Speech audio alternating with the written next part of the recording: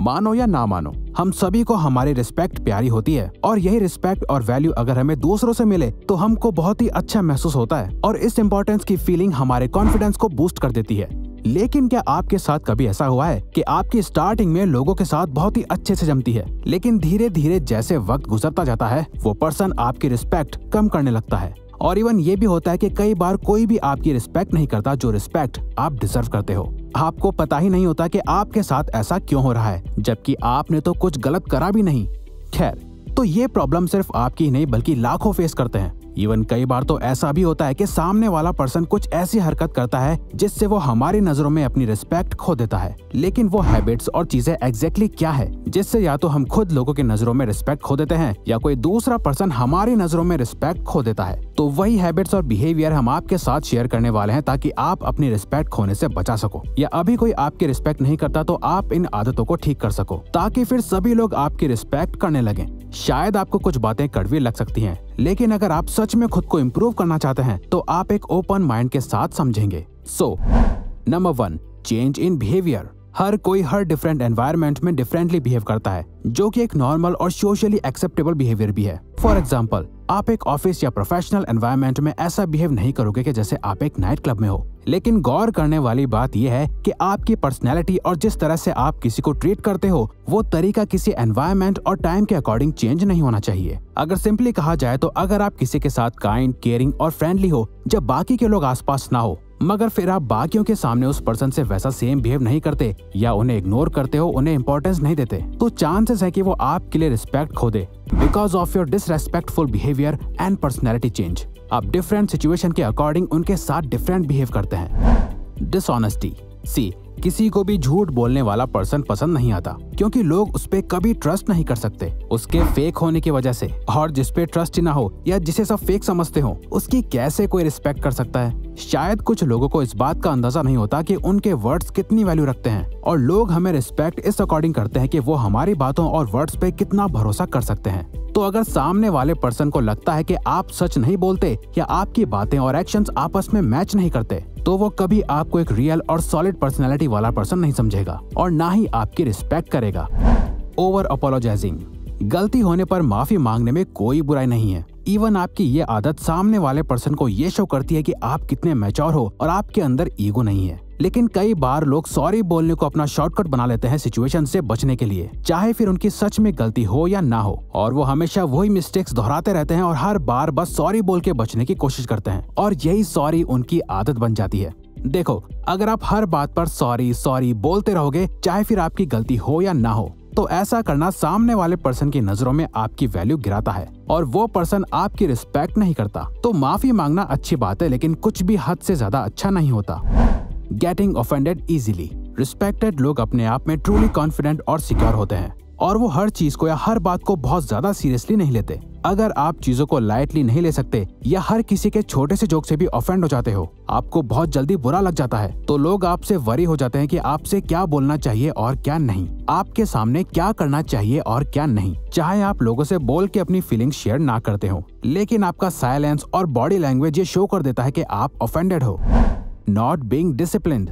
अगर आप किसी भी चीज को लेके पंक्चुअल नहीं हो और ना ही किसी भी चीज को टाइम पर कर पाते हो, तो लोग आप पे रिलाय करना या किसी भी चीज के लिए डिपेंड होना अवॉइड करते हैं क्योंकि उन्हें लगता है कि ये पर्सन एक डिसिप्लिन्ड और रिस्पॉन्सिबल पर्सन नहीं है, जिसकी वजह से आपकी रिलेशनशिप्स भी अफेक्ट होती हैं क्योंकि लोग आपसे रिलेशन तो रख सकते हैं लेकिन कोई आप पे भरोसा नहीं कर सकता, जिससे आपकी सेल्फ इमेज डैमेज होती है और रिस्पेक्ट कम। तो इसीलिए थोड़ा एडवांस में प्लान करके चलो और जो कहा है उसे टाइम पे निभाओ, जिससे लोग आपके डिसिप्लिन पर्सनैलिटी की रिस्पेक्ट करते हैं। Reliability is one of the most respectful trait you can have. Forcing others. क्या आप किसी के फोर्स करने पे अपने बिलीव्स, अपनी आइडियोलॉजी और अपनी ओवरऑल पर्सनैलिटी चेंज करेंगे? नहीं ना।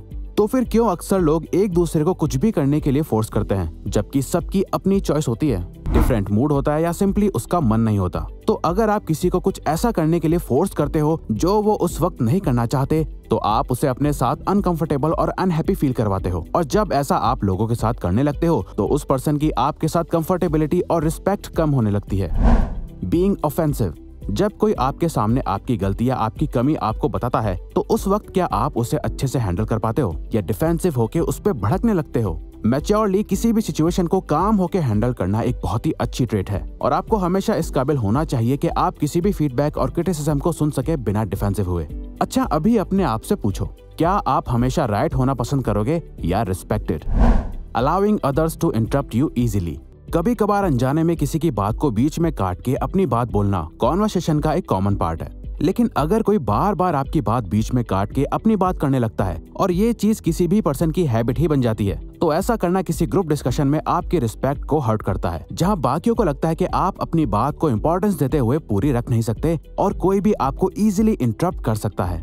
किसी के ऐसे रूड बिहेवियर पे ना टोकना हमें ऐसा दिखाता है कि जैसे हम खुद के लिए स्टैंड नहीं ले सकते। तो ऐसी सिचुएशन में आपको उस पर्सन को टोकना चाहिए और बताना चाहिए कि ऐसा बिहेवियर नहीं चलेगा, क्योंकि कई बार ऐसा भी हो सकता है कि उन्हें ये रियलाइज ही नहीं हो रहा हो कि वो जाने या अनजाने में बैड बिहेव कर रहे हैं और आपको उन्हें उनके लिमिट्स और लाइन बतानी चाहिए, जिससे साफ दिखता है कि आपकी खुद के लिए एक रिस्पेक्ट है और उन्हें भी वही रिस्पेक्ट आपके लिए रखनी चाहिए। Thinking of personal gains in A relationship.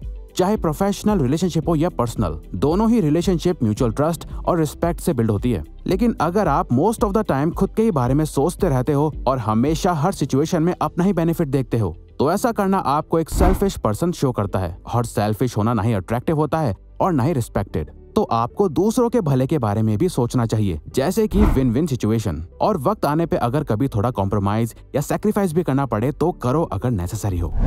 Not understanding the limits. हर किसी की कुछ लिमिट्स और बाउंड्रीज होती हैं और हमें उन बाउंड्रीज की रिस्पेक्ट करनी चाहिए, क्योंकि कुछ लोग बाकियों से ज्यादा प्राइवेट होते हैं, ज्यादा ओपन नहीं होते। तो हमें ये समझते हुए उन्हें किसी भी चीज के लिए ज्यादा फोर्स नहीं करना चाहिए अगर वो कंफर्टेबल ना हो। तो किसी के पर्सनल मैटर में ज्यादा इंटरफेयर करके अगर आप उन्हें पोक करोगे या उनके पेशेंस लेवल को टेस्ट करोगे, तो वो ना ही आपके लिए रिस्पेक्ट लूज करेंगे बल्कि आपको सीधा बोलेंगे कि आप अपने काम से काम रखो। Allowing others to disrespect you. क्या आपको किसी ने कभी सबके सामने डिसरेस्पेक्ट किया है? खैर, वो बहुत अच्छी फीलिंग नहीं होती। ये ना ही सिर्फ एम्बैरेसिंग होता है, बल्कि अगर आप इसके बारे में टोकते नहीं हो या बात नहीं करते तो बाकी के लोग आपको वीक पर्सन समझने लगते हैं और आपके लिए रिस्पेक्ट भी लूज कर देते हैं। पर्सनल झगड़ों और सेंसिटिव मैटर्स को प्राइवेटली डिस्कस करना ही अच्छा होता है। तो या तो आप उसको उसी समय सबके सामने टोक दो, या फिर अगर कोई करीबी है तो कहो कि हम इसे किसी सही जगह और टाइम पे डिस्कस करेंगे, यहाँ नहीं। तो ऐसी सिचुएशन को रोकना ऐसा शो करता है कि आपकी खुद के लिए रिस्पेक्ट है, और ऐसी सिचुएशन को काम होकर हैंडल करना ये शो करता है कि आप दूसरों के लिए भी रिस्पेक्टफुल हो। आपका बिहेवियर और आप लोगों को कैसे ट्रीट करना अलाउ करते हैं, ये डिसाइड करता है कि बाकी लोग आपको रिस्पेक्ट करेंगे या नहीं।